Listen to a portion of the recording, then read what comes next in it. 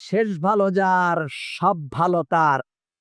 আমাদের জীবনের মূল্য নির্ধারিত হয় না আমরা জীবনে কতদিন বেঁচে ছিলাম।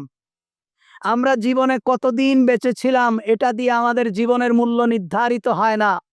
আমরা জীবনে কি করেছি এটা দিয়ে আমাদের জীবনের মূল্য নির্ধারিত হয় না। আমরা দুনিয়ায় কি অর্জন করেছি এটা দিয়ে আমাদের জীবনের মূল্য নির্ধারিত হয় না। আমরা জীবনে কত পড়াশুনো করেছি এটা দিয়ে আমাদের জীবনের মূল্য নির্ধারিত হয় না। আমরা কতদিন বেঁচে ছিলাম এটা দিয়ে আমাদের জীবনের মূল্য নির্ধারিত হয় না, বরং আমরা দুনিয়া থেকে কি অবস্থায় আমাদের রবের সামনে দাঁড়িয়েছি এটা দিয়েই জীবনের মূল্য নির্ধারিত হয়। মৌত কো সমঝা হায় গাফিল, ইখতিতামে জিন্দেগি, দর হাকিকত মৌত হি হায় ইফতেদায়ে জিন্দেগি। তুমি মনে করছো মৃত্যুই তোমার জীবনের শেষ? না, মৃত্যু দিয়ে তোমার জীবন শুরু হলো। তুমি মনে করেছ মৃত্যু তোমার জীবনের শেষ, তোমার জীবনের পরিসমাপ্তি ঘটেছে। না, মৃত্যু দিয়েই তোমার জীবন শুরু হয়েছে। এই মৃত্যু দিয়েই তোমার অনন্তকালের জীবন শুরু, যার আর কোনো শেষ নেই। मौत को समझा है गाफिल, इख्तितामे जिंदगी, दर हकीकत मौत ही है इफ्तिदाए जिंदगी। মৃত্যু দিয়ে তোমার জীবনের শুরু নয়, মৃত্যু দিয়েই তোমার জীবনের শেষ নয়, বরং মৃত্যু দিয়েই তোমার জীবনের শুরু হয়েছে। এজন্য আমরা আমাদের রবের সামনে দাঁড়াবো কিভাবে, আমাদের মৃত্যুটা কেমন হবে, এর উপরেই নির্ধারিত হবে আমার জীবনটা কেমন ছিল। আমার জীবনের সময়টা আমি কিভাবে পার করেছি, আমার মৃত্যুই বলে দেবে আমার জীবনের সময়টা আমি কিভাবে পার করেছি। আমার মৃত্যুই সাক্ষী দেবে আমার জীবনে আমি কেমন করেছি, আমার জীবনের অর্জন কি ছিল, আর আমার জীবনের খারাপ কি ছিল, আমার মৃত্যুই আমাকে বলে দেবে। নবী করিম সাল্লাল্লাহু আলাইহি ওয়াসাল্লাম বলেছেন, বুখারীর বর্ণনা 6607 নম্বর হাদিস, قال النبي صلى الله عليه وسلم إنما الأعمال بالخواتم, নিশ্চয় আমলের বিচার হবে তার শেষ পরিণতি উপর। আমলের বিচার হবে তার শেষ পরিণতির উপর, অর্থাৎ তার জীবনের শেষ কিভাবে গেছে, তার মৃত্যুটা কেমন ভাবে হয়েছে, তার মৃত্যুটা কিভাবে হয়েছে, এর উপর নির্ভর করবে তার আমল। ইন্নামাল আমালু বিল খাওয়াতিম, নিশ্চয় আমলের বিচার হবে তার শেষ পরিণতির উপর। শেষ পরিণতিটা কি ছিল তার উপরেই তার আমলের বিচার হবে।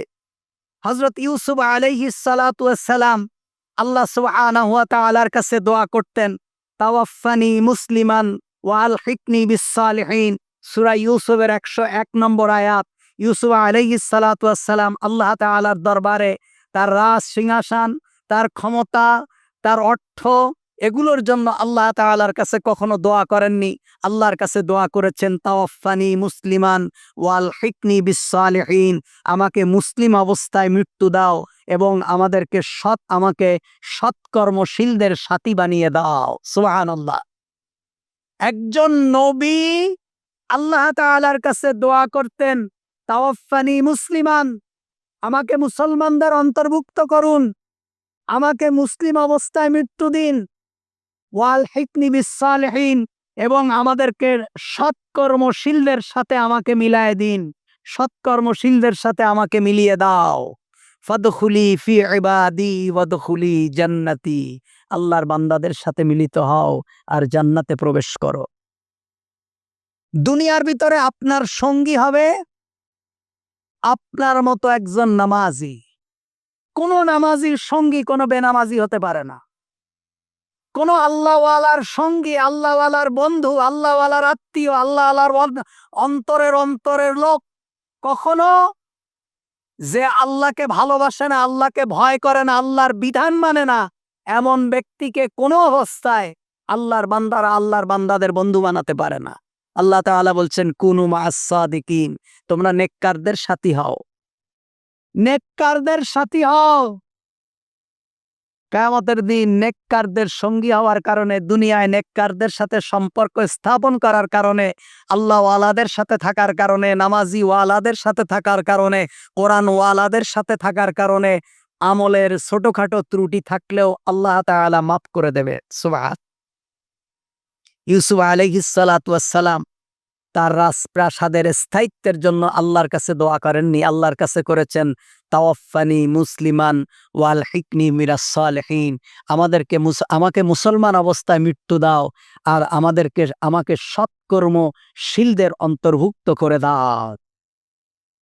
এজন্য সৎকর্মশীলদের সাথে থাকা, সময়টাকে কাজে লাগানো, জীবনের সময়টাকে কাজে লাগানো যতটুকু পারা যায়।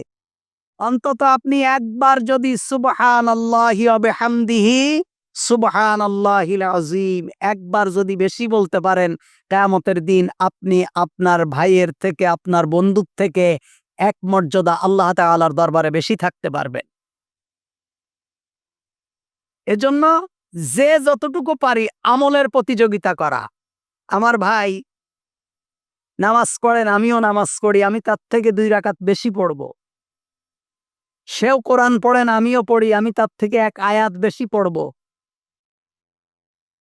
উনি দেখে পড়েন, আমি একটু অর্থও পড়ব, তরজমাও পড়ব।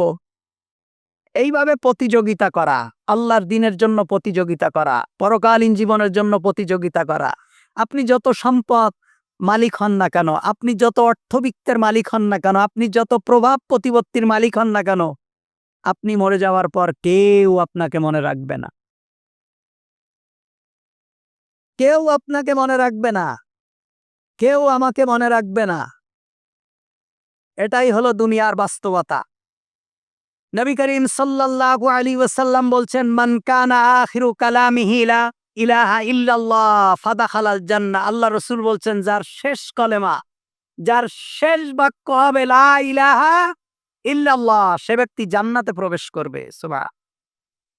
তা আপনি যদি সারা জীবন যদি লা ইলাহা ইল্লাল্লাহর সাথে না থাকেন, আপনার চলনে বলনে, উঠায় বসায়, চলায় ফেরায়, ব্যবসায় লেনদেন, আপনার পেশায় কর্মে যদি আপনি লা ইলাহা ইল্লাল্লাহর প্র্যাকটিস না থাকে, লা ইলাহা ইল্লাল্লাহ বলনে ওয়ালাদের সাথে যদি আপনার সম্পর্ক না থাকে, আপনি 1000 বার চেষ্টা করলেও মরার সময় আপনার মুখ দিয়ে কালিমা আসবে না।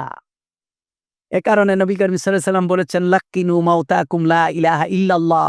যখন কোনো ব্যক্তি মারা যাবে তাকে কালিমার তালকিন দাও, তাকে কালিমার তালকিন দাও।